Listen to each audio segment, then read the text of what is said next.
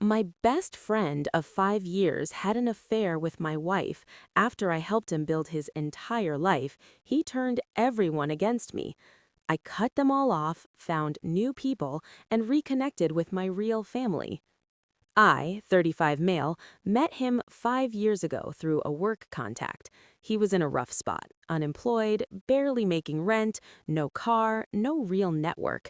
I saw potential in him and stepped in without thinking twice.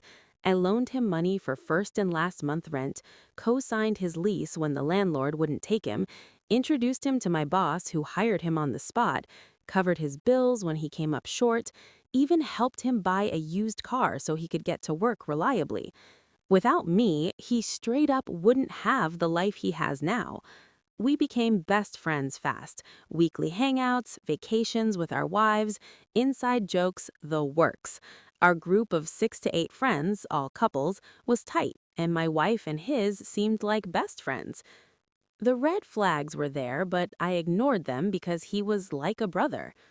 He started canceling plans at the last minute with vague excuses. He was overly affectionate with my wife, inside jokes I wasn't part of, lingering hugs, just friendly texts that made her smile in a way I hadn't seen in a while. My wife became distant, secretive with her phone, defensive whenever I asked about her day or who she was texting. The truth hit like a freight train. One evening, I noticed her phone lighting up with notifications she quickly swiped away. Later, when she was in the shower, I saw a message preview from him. "Can't wait to see you again tonight. He has no idea." My stomach dropped. I recovered deleted messages and found a hidden folder with intimate photos of her and him, dates, hotel rooms, explicit texts going back almost a year. I confronted her first. She broke down immediately and admitted the affair.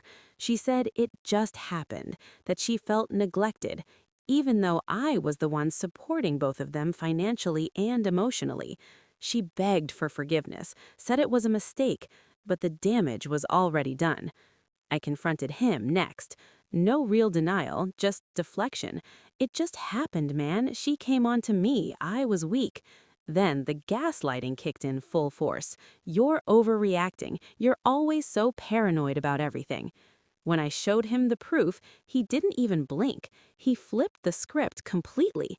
To save himself, he told the entire group that I was the cheater. He fabricated evidence, edited old messages to make it look like I confessed to him, claimed I was emotionally abusive and controlling, and said he was protecting my wife from me. He painted himself as the loyal friend who tried to stop it. Within days, the smear campaign was everywhere. The group chat exploded with his version of events. Friends started distancing themselves or sending messages like, "We can't believe you did this to her, man. That's low." Some blocked me outright. My own sister, who was close to my wife, called me crying, saying she was ashamed of me and couldn't believe I'd betray my marriage. My parents, who treated him like a second son, initially believed his story and told me I needed to take responsibility. My wife eventually admitted everything to me privately and begged to work on the marriage, but the trust was shattered. The betrayal cut deeper because I had given him everything: money, opportunities, a life, and he repaid me by sleeping with my wife and destroying my reputation to cover his tracks. I filed for divorce the next week. I told everyone to believe whatever they wanted. I was done trying to convince anyone. I cut ties with the whole group and walked away. Part 2. Rock Bottom and the Slow Reclamation. The months after she left were the darkest of my life. I was 32, suddenly single, and completely alone. The apartment felt huge and empty. I'd come home from work, sit on the couch in the dark, and just stare at the walls. Food had no taste. I lost 20 pounds without trying. Sleep came in fits, nights spent replaying every conversation. Every time she'd make me feel guilty for seeing friends or family. I kept asking myself, how did I not see it? How did I let her isolate me so completely?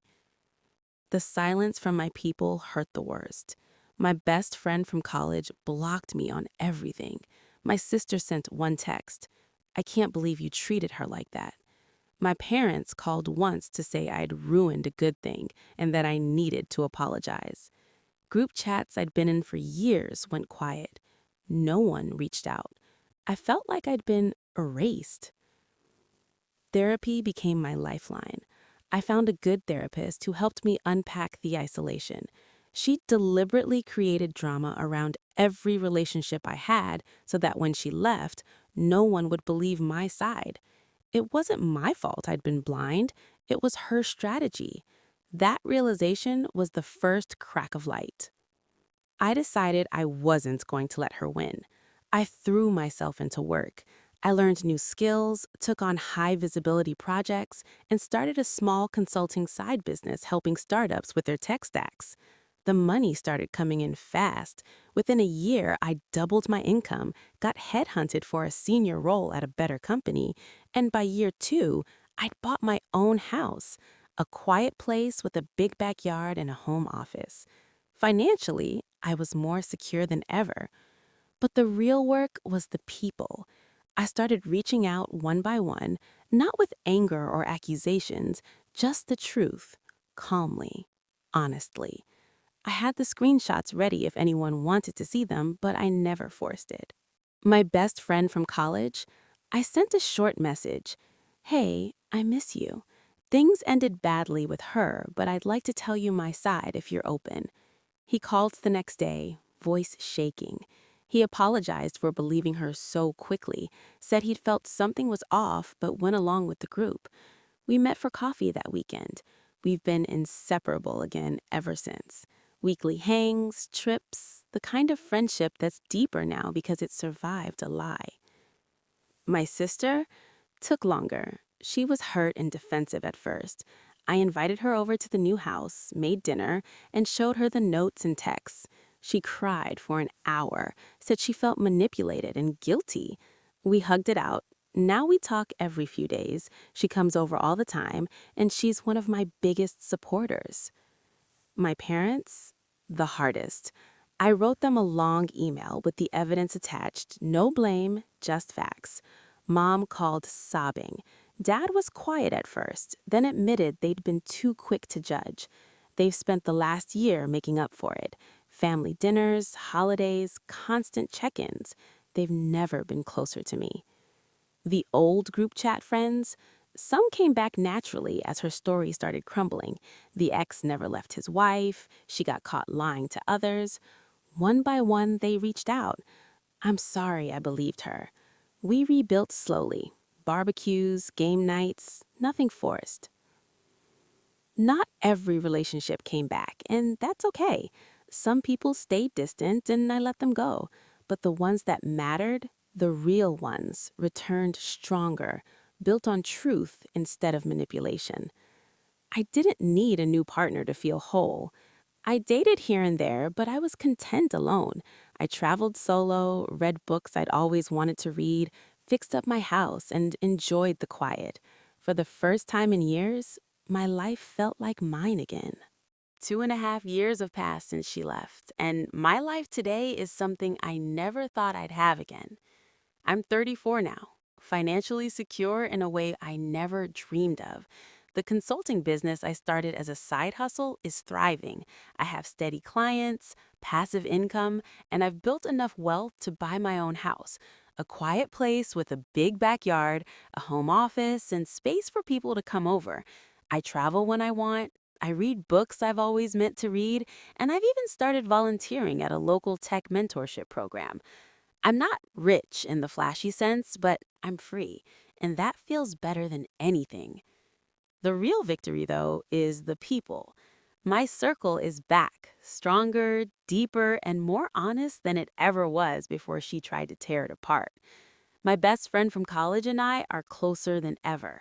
We do weekly game nights at my house, take weekend trips, and talk about everything without filters.